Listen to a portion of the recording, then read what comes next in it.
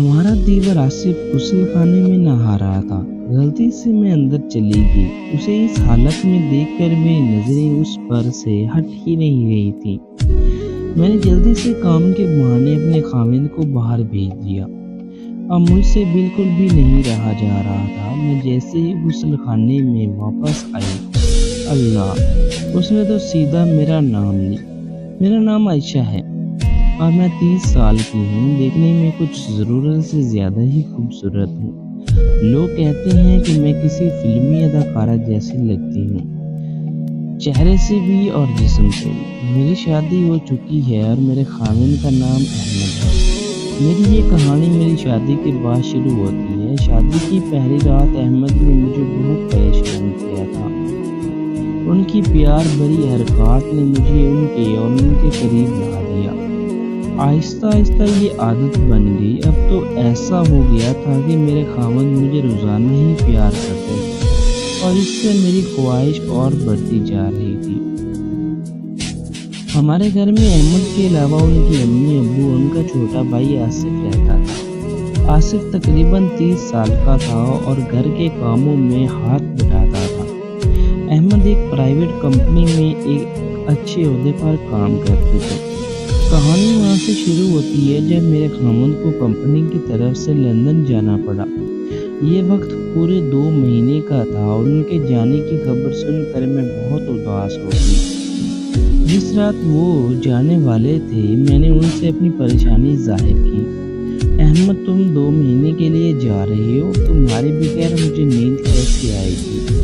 अहमद ने मुझे अपने से लपेट कर धर लिया और बोला, मेरी आयशा, मेरा जाना ज़रूरी है। मैं खुद भी उदास हूँ। मैं तुम्हें छोड़कर नहीं जाना चाहता, मगर क्या करूँ? नौकरी है, काम तो करना ही है। अहमद की बात सुनकर मैं खामोश हो गई। उस रात अहमद ने मुझे सुबह 5 बजे तक नहीं छोड़ा। बहुत परेशान कर दिया था। अहमद के जाने के बाद बहुत उदास रहने लगी और एक बेचैनी से मुझे अपने बदन में महसूस होती थी। मैं रातों को तड़पती रहती थी। ये अहमद के चले जाने के बाद तीसरी रात थी। मुझे अहमद की बहुत याद आ रही थी। मेरे जिस्म की बेचैनी बढ़ती जा रही थी और फिर मैं बेचैन होकर कमरे से बाहर आ गई। हमारा घर डबल मंजिला था। मेरा कमरा ऊपर जबकि सास और ससुर का कमरा नीचे था। मैं नीचे आ गई। फिर जब मैं अपनी सास और ससुर के कमरे के पास से गुजर रही थी तो मुझे अंदर से हल्की हल्की आवाज़ें आ रही थी। जागने की बहुत कोशिश की मगर सब कुछ अंदर से बंद था। बस आवाज़ें ही आ रही थी। मुझे मालूम था कि अंदर क्या चल रहा है। मुझे बहुत देखने का दिल कर रहा था, न जाने क्यों। और मैं स्टोर रूम से एक सीढ़ी लाकर ऊपर वाली छोटी खिड़की से देखने के बारे में मन में सोच रही थी, पर शायद इससे काम ना बनने वाला था। मैं वहीं से कम 10 मिनट तक उनकी आवाज़ें सुनती रही। मेरी बेचैनी बढ़ रही थी। मेरा गला सूख रहा था और मैं वर्ची खाने में पानी पीने जाने लगी। वर्ची खाने में रहते हुए मेरी नज़र मेरे देवर आसिफ पर पड़ी। वो वर्ची खाने में ही सो जाता था। मजबूत जिस्म और गठीला बदन देख कर न जाने क्यों मेरे उसे सोए हुए घूरने लगी। मैं कुछ देर उसे घूरती रही और फिर वापस अपने कमरे में आ गई। मेरा ज़रा भी दिल नहीं लग रहा था। मेरे खामिद के बगैर पहली रात थी और मैं सोच रही थी कि न जाने बाकी दिन कैसे कटेंगे। ऐसे सोचते सोचते कब नींद लगी पता ही नहीं चला। सुबह हो चुकी थी। अब मैं बर्ची खाने में अपने काम में लगी। तभी आसिफ आया और बोला, भाभी, आज खाने में क्या बना है? मैंने जवाब दिया, सासू अम्मा से पूछ लो, और वो उनसे पूछने के लिए चला गया।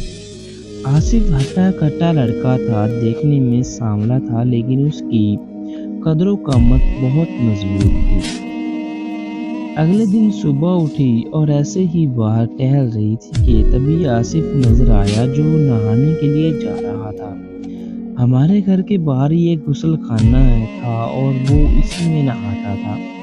جیسے ہی وہ غسل خانے میں گیا اس نے دروازہ ہلکا سا بند کیا، نہانے لگا۔ دروازے میں کنڈی نہیں تھی۔ میں وہیں اس کے پاس ٹہلتی رہی اور آصف کے باہر آنے کا انتظار کرنے لگی۔ تھوڑی دیر بعد وہ نہا کر باہر آ گیا اور اس نے مجھے دیکھ لیا۔ اس نے کہا، بھابی آج تو بڑی جلدی اٹھ گئی ہو۔ میں نے جواب دیا، ہاں تھوڑا ٹہل رہی تھی۔ وہ صرف اپنی لنگوٹ میں تھا اور اوپر کچھ بھی نہیں پہنا تھا۔ وہ صبح کی دھوپ میں کھڑا ہو کر اپنے بال سکھانے لگا۔ میری نظر اس پر ہٹ ہی نہیں رہی تھی۔ اسے دیکھ کر مجھے احمد کی بہت یاد آ رہی تھی۔ پہلی بار میرے دل میں اپنے ہی دیور کے بارے میں ایسے خیالات آئے۔ میرے اندر کی آگ کی وجہ سے میں اپنے آپ پر قابو کھوتی جا رہی تھی۔ آصف اپنے کام میں لگ گیا اور میں اب تک نہائی بھی نہیں تھی۔ میں جلدی سے نہانے چلی گئی اور کپڑے پہننے لگی، لیکن آج میں نے تنگ کپڑے پہنے تھے جو میرے جسم سے ایک دم چپکے ہوئے تھے۔ یہ ایک سلوا سوٹ تھا۔ اب مجھے دیکھنا تھا کہ آصف مجھے نوٹس کرتا ہے یا نہیں۔ جیسے ہی میں نے اس کے سامنے گئی، اس کی نظریں مجھ پر پڑی۔ اس نے تھوڑی دیر مجھے دیکھا، پھر جیسے ہی میری نظر اس پر گئی اس نے فوراً نظر ہٹا لی۔ میں سمجھ گئی تھی کہ آصف نے مجھے دیکھا ہے۔ میں نے سوچ لیا تھا کہ آصف کو کیسے سیدھا کرنا ہے۔ شاید وہ ڈر رہا تھا۔ میرے دماغ میں ایک آئیڈیا آیا، کیوں نہ میں اس کے غسل خانے کا پانی بند کر دوں۔ رات ہوتے ہی میں چھپ کر گئی اور اس کے غسل خانے کو نل کو گھما کر بند کر دیا۔ ساتھ ہی غسل خانے والے پائپ میں ہلکا سا ساکٹ لگاتا تاکہ اگر کسی نے پوچھا تو کہہ سکوں کہ غسل خانے کا نل اوپر سے پانی بہہ رہا تھا، اس لیے میں نے اسے بند کر دیا۔ اب میں صبح ہونے کا انتظار کرتے کرتے سو گئی۔ آج میں جلدی اٹھ گئی تھی اور باہر آ کر آصف کے آنے سے پہلے ٹہلنے لگی۔ تھوڑی دیر میں آصف نہانے کے لیے غسل خانے کی طرف جا رہا تھا۔ میں نے اسے جانے دیا۔ جیسے ہی اس نے بالٹی بھرنے کے لیے نل چلایا، اس میں پانی نہیں تھا اور وہ پھر باہر آ گیا۔ وہ مجھ سے پوچھنے لگا، بھابی نل میں پانی میں نے رات میں ہی پانی چلایا تھا، پھر اتنی جلدی کیسے خالی ہو گیا؟ میں نے جواب دیا، اوپر غسل خانے کا نل خراب ہو گیا تھا جس کی وجہ سے سارا پانی ضائع ہو رہا تھا، اس لیے میں نے نلوں پر سے ہی بند کر دیا۔ آصف بولا، بھابی مجھے نہانا تھا تو میں نے کہا کیوں نہ تم اندر والے غسل خانے میں نہا لو، تب تک وہ ٹھیک ہو جاتا۔ وہ جلدی سے مان گیا اور اندر آ کر غسل خانے میں گھس گیا اور نہانے لگا۔ میں آہستہ سے اس کے پیچھے غسل خانے کے پاس پہنچی تو اگر دیکھا کہ وہ بغیر دروازہ بند کیے ہی نہا رہا تھا۔ شاید اس کی عادت تھی یا اس کے غسل خانے میں کنڈی نہیں تھی، اس لیے وہ کنڈی لگانا بھول گیا۔ لیکن دیر بعد اندر سے پانی کی آوازیں بند ہو چکی تھیں پر وہ باہر نہیں آیا۔ میں سوچ رہی تھی کہ آخر اندر کیا کر رہا ہے۔ اب تقریباً 10 منٹ ہو چکے تھے اور میں من ہی من میں سوچ رہی تھی کہ وہ اندر کیا کر رہا ہوگا۔ میں نے جان بوجھ کر اپنے اندر والے چھوٹے کپڑے غسل خانے میں رکھ دیے تھے تاکہ اس کی نظر ان پر پڑے اور ان کے دل میں میرے بارے میں وہ کرنے کے خیال ہیں جو میں ان کے ساتھ کرنا چاہتی تھی۔ اب میں باتھ روم کے دروازے کے پاس کھڑی ہو کر اندر جھانکنے کی کوشش کر رہی تھی، تبھی مجھے اندر سے ہلکی سی آوازیں سنائی دی، بھابی بھابی۔ میں سمجھ گئی تھی کہ آصف میرا نام لے کر اندر کیا کر رہا ہے۔ میرا دل کر رہا تھا کہ جلدی سے دروازہ کھول کر اندر چلی جاؤں، اور اسی وقت اس نے دروازہ کھول دیا اور اپنی لنگوٹ سے باہر آ گیا۔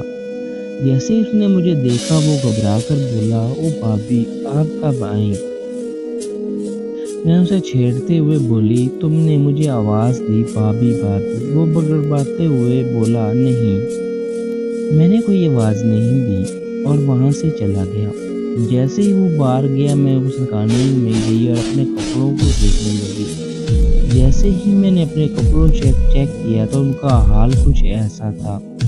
من ہی من میں بہت خوش ہو گئی، اب مجھے کسی بات کا ڈر نہیں تھا۔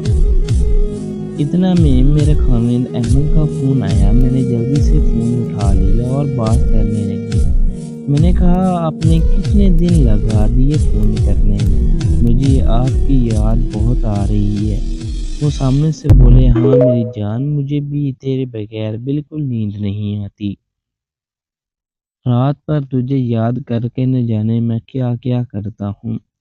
ایسے ہی بات چلتی رہی، تقریباً 2 گھنٹے تک میں نے ان سے بات کی اور خوب روئی۔ میں نے انہیں بتایا مجھے بالکل اچھا نہیں لگ رہا ان کے بغیر، اب جلدی آ جانا میری جان، میں دن رات آپ کے لیے تڑپتی ہوں۔